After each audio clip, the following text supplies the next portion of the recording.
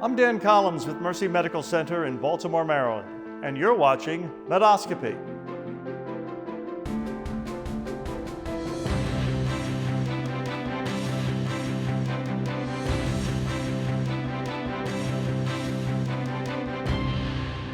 Thank you for joining us for today's procedure.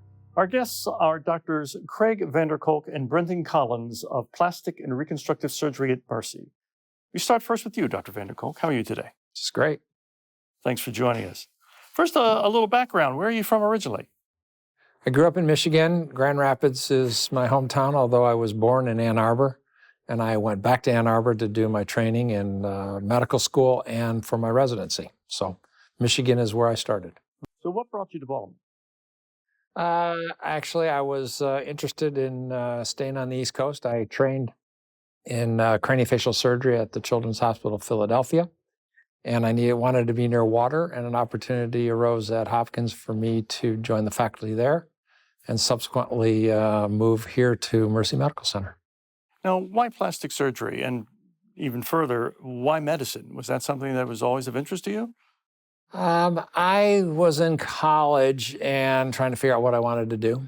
I was a psychology major, and a family friend was a psychologist. So I got to know him fairly well and liked some of the stuff that he did. On the other hand, his brother was a plastic surgeon. And so I got to know him and visited some of the work that he did. He did a lot of children, cleft lip and cleft palate, which is what I ultimately wanted to specialize in to do that type of work. So that's how I got into medicine, and it's been a good run so far. Now, looking at your background, you mentioned you went to University of Michigan Medical School. And after you completed your residencies, you headed to Australia and St. Vincent's Hospital for your fellowship. Why go to Australia? It was an opportunity that filled a need that I had in my actually plastic surgery program. I could take a year to go somewhere. And microsurgery was pretty much just starting, in the early 70s, early 80s. And I felt that was cutting edge technology. I could go to a foreign country, learn stuff. They spoke English, which was helpful. And went down there for a year and just had a really good time. They were on the cutting edge of early microsurgery. And I could also visit and do some cleft or craniofacial work while I was there. I felt when I was there that it was like the US in the 60s or 70s. It was, just low key, just a great place to be and a great place to learn medicine. We were talking, you mentioned that your heritage is Dutch? Yep, all my family is Dutch. My father, my mother, and all my grandparents were Dutch. Went back to the Netherlands probably in the early 90s and took my dad there. And he always said he could speak Dutch, but when we got there, he couldn't speak anything that they could understand. So that was pretty interesting. But we visited all the different places where my relatives came from, and it was really good. Would you say that you think you've achieved a good work-home life balance? I mean, I know surgeons particularly are incredibly busy. Yeah, I'm a surgeon who tends not to be too compulsive along the way. And so I do like to balance my time.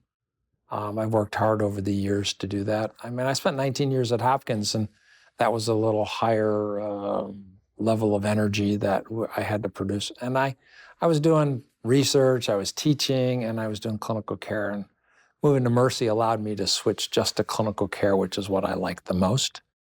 So I decreased my carrying a briefcase home and increased my time with family activities. So it helped out. Now, you mentioned your work with children over the years. Now, you were involved in a project that we did some promotion with, Camp Face. What was that like? So Camp Face started when we were taking care of children, but as they became teenager, they really didn't want to do surgeries. Teenage years can be tough.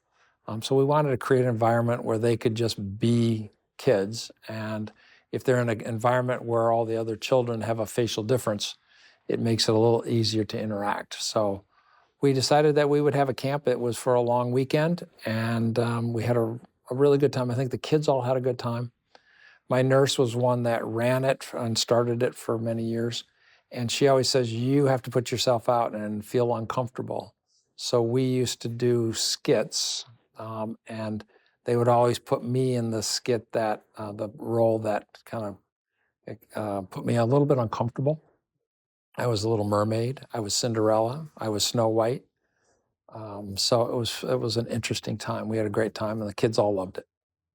Did that connect with you a little bit, given your interest at one point in psychology?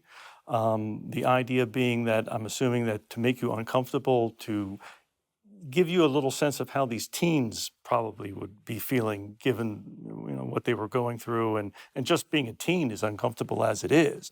So, did you find that beneficial, not just to the kids, but even for yourself?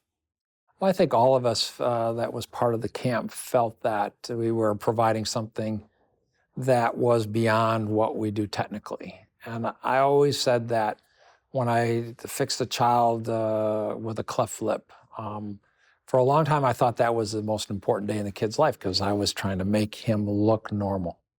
And it really wasn't. I think we got him back to being normal, but it was all the other things that they had to interact in life that made it past that. So I made a point of trying to tell them that their cleft lip or cleft palate for both the mother and father, but also for the baby or the child, is that it really shouldn't define you along the way. And I used to tell the story that the head of ExxonMobil, probably 10 or 15 years ago now, he made $350 million and he had a bilateral cleft lip and palate and was obviously very successful. And there's been movie stars and there's been professional football players, all with a cleft lip or cleft palate, and they didn't let it define them in life. And so that's kind of what I think psychologically is there, is supporting them beyond just the technical medicine that we did.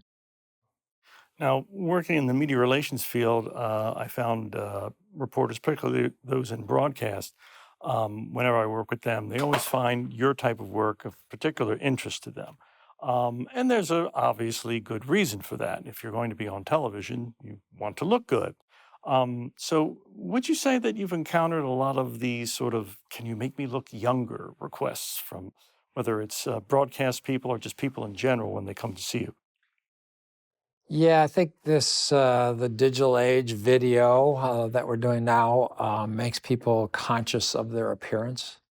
I think I do a lot of facial aesthetic surgery, aging surgery. People want to look younger. I tell people that generally it's not so much looking younger. I think it's looking more natural, refreshed. Um, I tend to stay away too much from going too far about changing structures too much because in some cases it can be too much for people to look at if they change too much along the way. So refinement, refreshing, those types of things are oftentimes what we do. As frequent viewers know, one regular feature of our program is a sort of show and tell, where guests bring in something, some item, could be a book, could be a photograph, who knows what. But it's important to them in some way, perhaps symbolic of who they are and what they're about.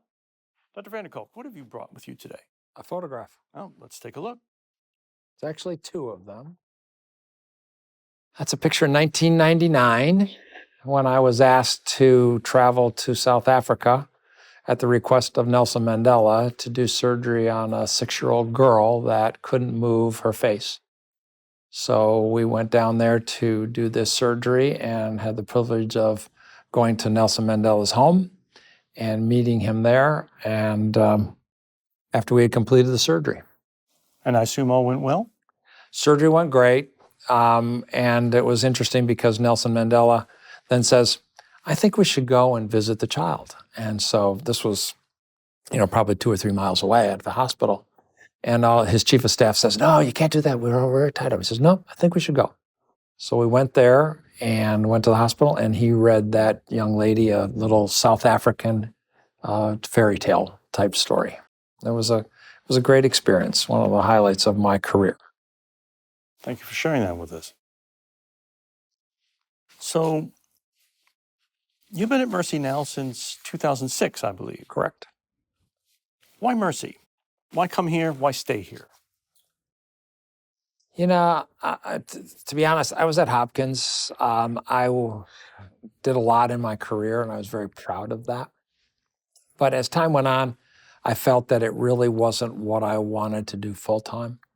And to be honest, I had a lot of colleagues that would end up in my office being, stressed out, almost unhappy, trying to deal with all the stuff that they had to deal with on a day-to-day basis. And I felt that to a certain extent.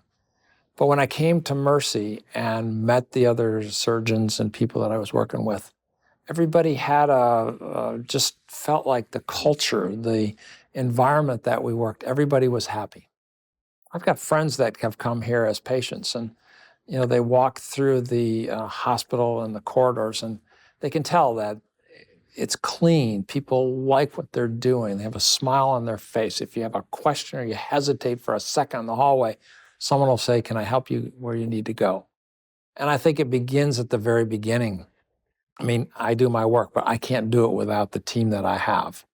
I have the first person that answers the phone. If they're not understanding what we're doing and part of that team, we won't have the patient come in. And then when we bring the patient back, I need a medical assistant to help me with that. Then I need my scheduler to help me with the scheduling the surgery. And then I need help in the operating room to complete the surgery. It's a team, but that team starts at the top and goes all the way down to the bottom. And I felt that from the minute that I came here and was offered a position. I felt it was the right place to be. Dr. Vander Kolk, I'd like to thank you for your time and your candor. We'll take a break and be back with our next guest, Dr. Brendan Collins.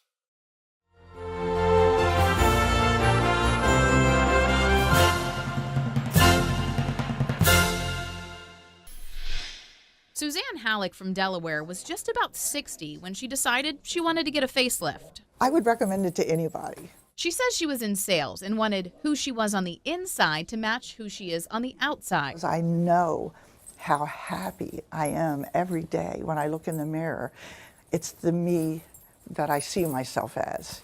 Her first facelift was over 10 years ago, and her doctor, Craig Vander Kolk with Mercy Medical Center, says the surgery has certainly changed since then. And when we did that surgery, it was much more invasive. It was a bigger operation. Nowadays, with the newer techniques, we can actually make it safer, easier, and probably a little more sculpted.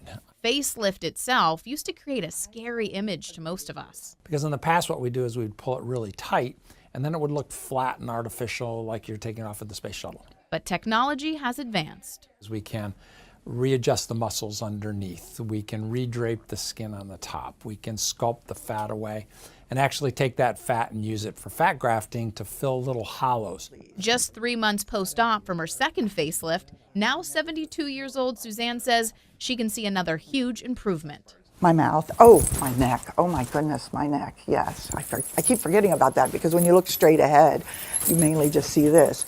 But there was a lot around my neck that had started to sag again.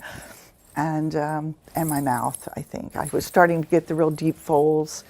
Dr. Vander Kolk says the procedures are also a lot shorter, as well as the recovery time for patients.